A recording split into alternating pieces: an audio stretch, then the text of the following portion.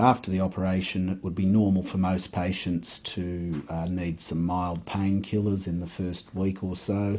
That'll be very much at the discretion of the patient, but certainly it would be normal to be on some painkillers to start off with.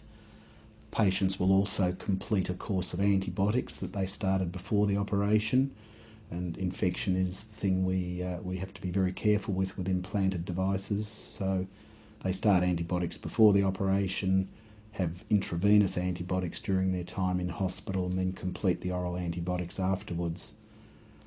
Most patients could look forward to returning to normal sexual activity with their penile implant certainly by 6 weeks, and some as early as 3 weeks after the operation. A penile implant won't interfere with a man's ability to pass urine. In the first 24 hours or so, when the penis is a little bit swollen, he may notice that his flow of urine's a little slower, but once all of that settles down, he should return to passing urine exactly as he did before.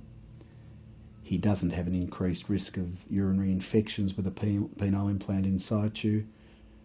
He can still go on and have procedures that involve telescopes into the bladder, etc. So it really doesn't interfere with any of the urinary functions either now or anything that may happen in the future. When a man's having sex with a penile implant in, his partner won't really be aware that he has a penile implant. All they'll know is that he has a very hard, firm erection. Now, if the partner was to feel the patient's penis with their hand or feel the scrotum, they may be aware of the components within the penis or within the scrotum, but in terms of actual sexual activity, the partner won't have any awareness that the patient has a penile implant. The patient's partner won't be able to feel any of the tubes. It won't annoy them or worry them or hurt them in any way. And indeed, they won't really be able to feel the patient has a penile implant in when they're having sexual activity. If the partner was to actually examine the patient at any time, they would be able to feel that there's a pump in the scrotum, which is a little ball that sits between the testicles.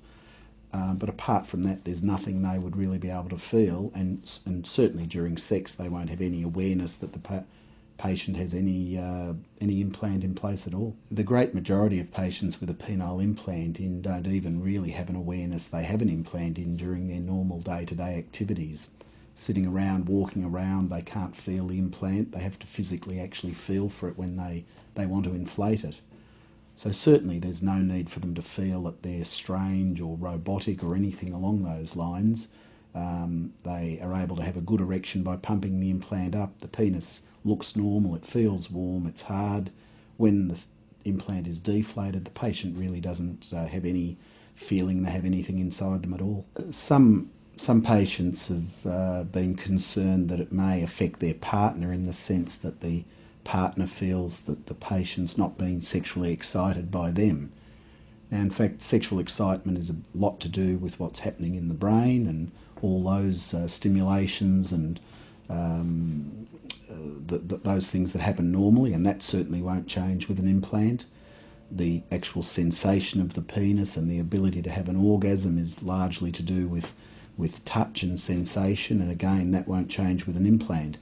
So I think men who are concerned that their partners will feel less involved in the process should really not have that thought.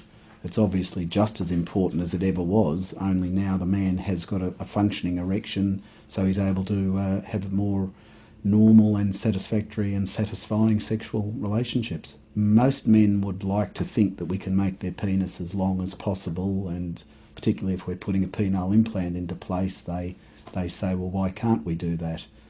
Unfortunately, the way the penis is and the changes that may already have occurred inside the penis from the erectile dysfunction mean that we certainly can't make the penis longer than it was. We're limited by the actual elasticity and the size of the cavities in the penis as to the length of implant we can put into the patient. The mechanical reliability of penile implants is really excellent.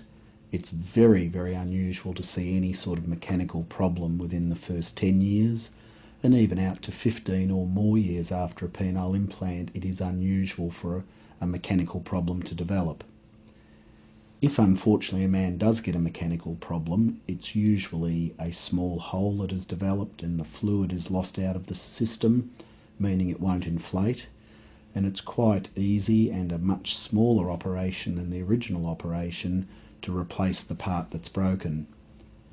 The penile implants are guaranteed for life by the companies that manufacture them, so it's quite an easy process for us to replace the part that's not working, but it really is a very small problem in the first 10 to 15 years. If a man needs a revision of an implant because it's failed, the cost of the implant is certainly guaranteed by the company, but they do have a lifetime guarantee on them, but the other costs, that is being in hospital and the medical costs, will still be the responsibility of the patient. In the Australian health system, penile implants are fully covered by the private health funds.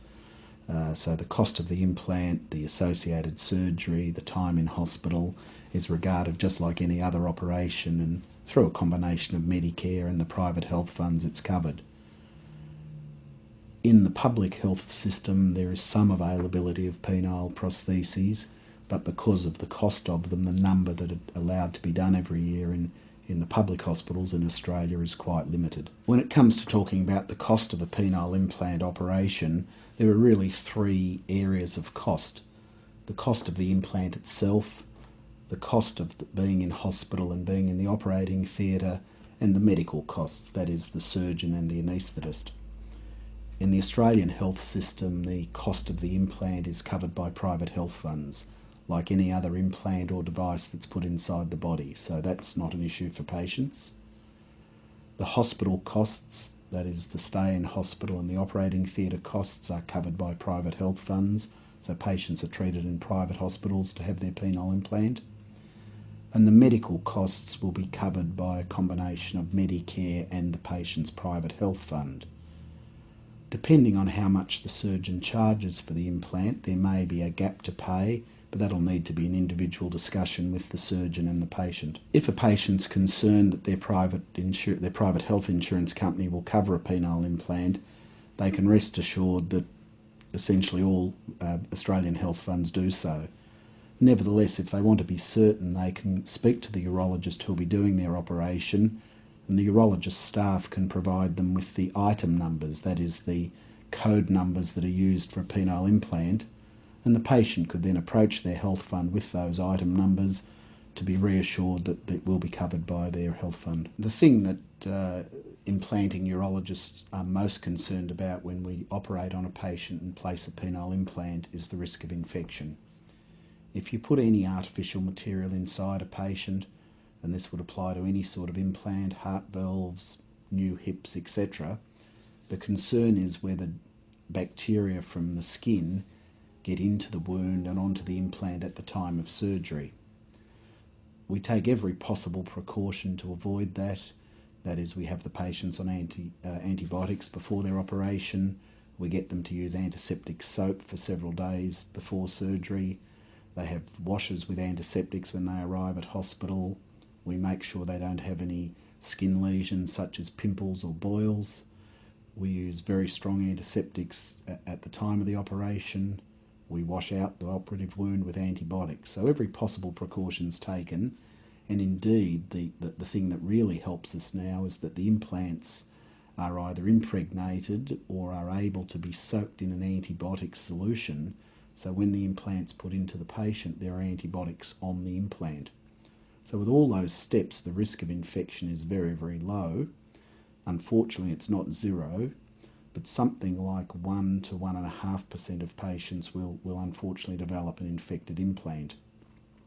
Now in most cases that won't be a severe infection. The patient won't be unwell, they won't be sick, they won't have a temperature, but the implant becomes infected, the patient is uncomfortable, the wound doesn't heal as it should, and in that situation we may need to remove the implant.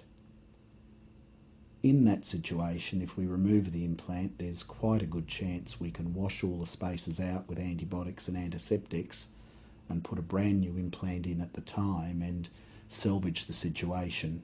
And that would certainly be the thing we would try and do in those very small number of patients that do get an infection. If you consider what